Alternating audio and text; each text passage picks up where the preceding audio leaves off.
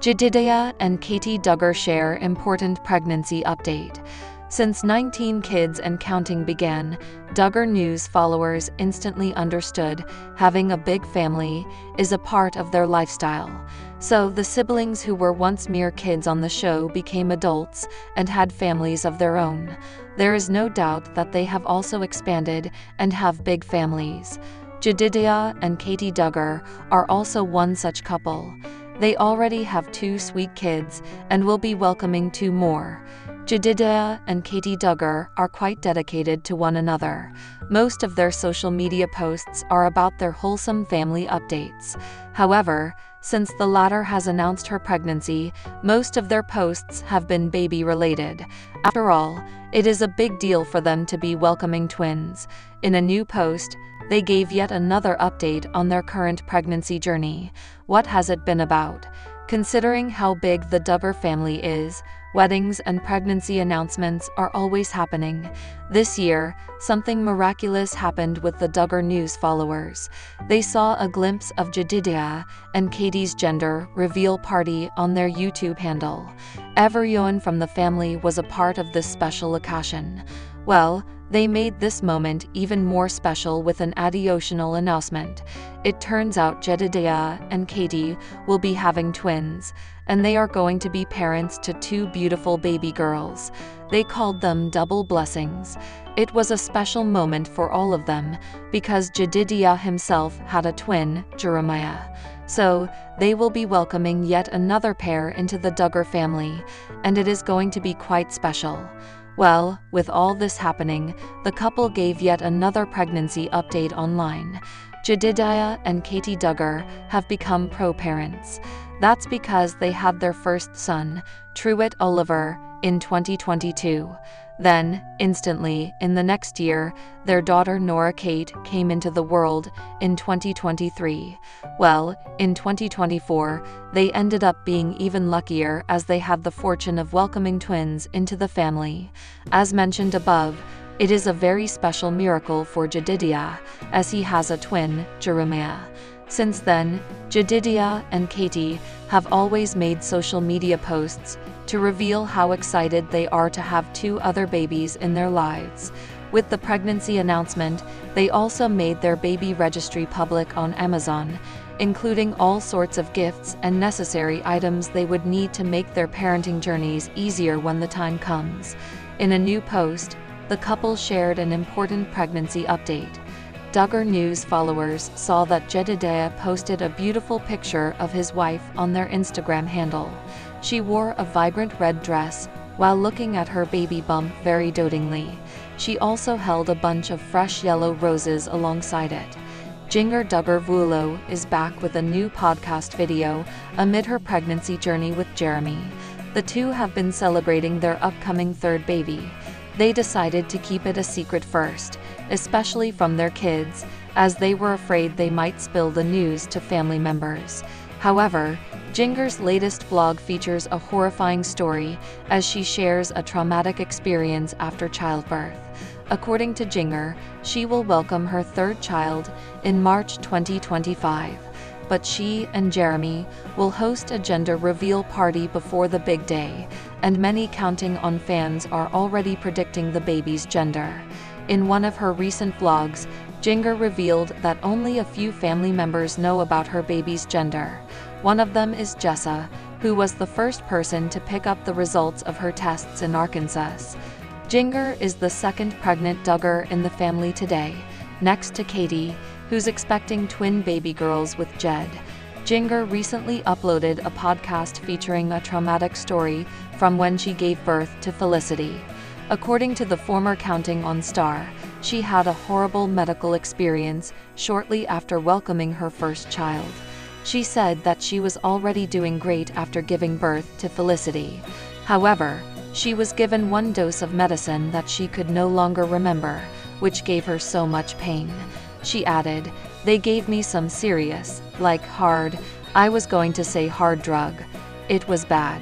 She further explained that she was shaking in the car on their way back home, and she was feeling horrible. Due to this, Jinger Duggar decided that she would no longer take any medicines post-birth.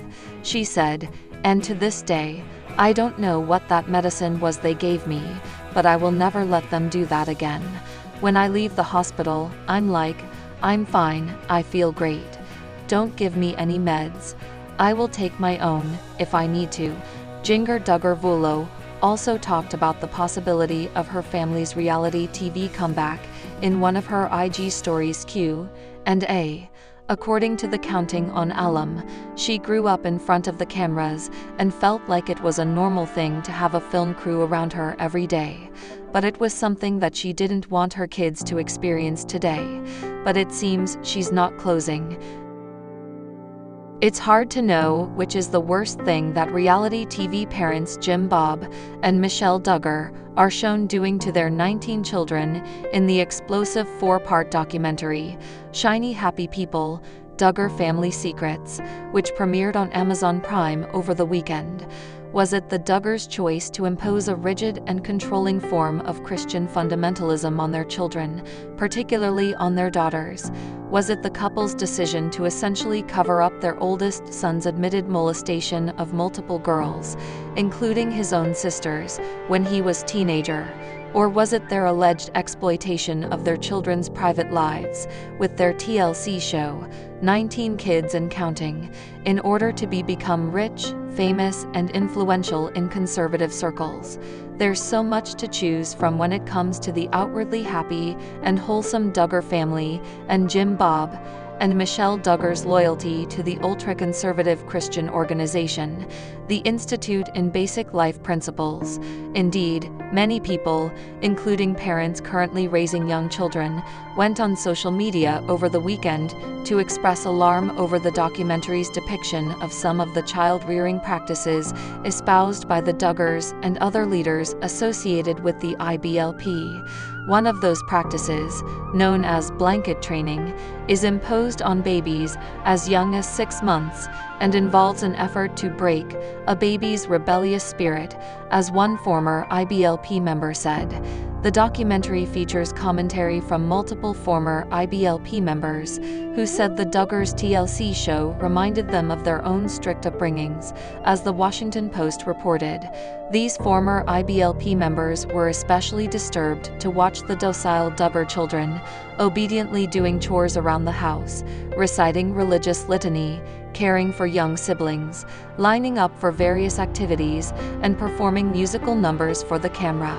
When I was watching the Duggars, the attitudes of the children are what I noticed right off the bat.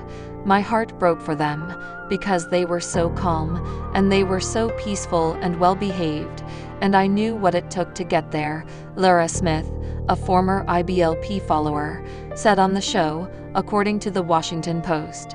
What it took to inspire obedience was to instill fear in the children from a young age, sometimes by hitting them or going to other extreme measures, ex-IBLP members said. The fear begins with blanket training, a method that involves placing a baby on a blanket, as the documentary shows. The parent then places a favorite object just out of reach. When the baby reaches for the object or tries to crawl towards it, the parent hits them. If they continue to reach for the object, they're hit again. The idea is you're breaking the rebellious spirit, Eve Ettinger, a writer and podcaster who grew up in the IBLP, said in the documentary. Michelle Duggar wrote about blanket training her children in her 2008 book, The Duggars, 20 and Counting. An excerpt appears in the second episode. Throughout the day, when I knew I would have 5 minutes or more of uninterrupted time, I would focus on blanket training, Michelle wrote. Some days we might practice blanket time 3 or 4 times. Other days we only got it in once, but gradually, it became a common practice. In her book, Michelle Duggar doesn't specifically say she hit her children, the Washington Post said. Rather, she said she corrected them. The Duggars are closely associated with controversial Baptist preacher Michael Pearl and his wife Debbie Pearl, who wrote the 1994 book, To Train Up a Child, the documentary shows. The book advocates using a switch on a baby as young as 6 months old to discourage misbehavior, and otherwise tells parents how to make use of other implements, including a 1/4-inch flexible plumbing line, to hit children on their arms, legs, or back, the New York Times reported in 2011. When it comes to the Duggars' use of blanket training, anyone with a basic understanding of child development would know that it is a pretty awful practice, as a 2020 column for Katelyn noted. The Katelyn column was written after Amy Duggar King, a Duggar cousin who publicly broke away from the family's strict fundamentalist lifestyle, condemned the practice. Amy King, who appears in the documentary, had posted an Instagram photo of her husband and baby napping together. When a fan asked King if she and her husband would employ blanket training, King responded that she doesn't believe in that crap. The Katelyn column followed up by saying, "We are all for teaching our children how to be productive members of society. But what does it tell our kids when they are less than 1 year old, and you smack them for going after their favorite stuffed animal or doll, or whatever it is after being placed in the middle of a blanket?" Indeed, it's a given in the child development world that reaching for objects and learning to crawl are natural developmental milestones for babies.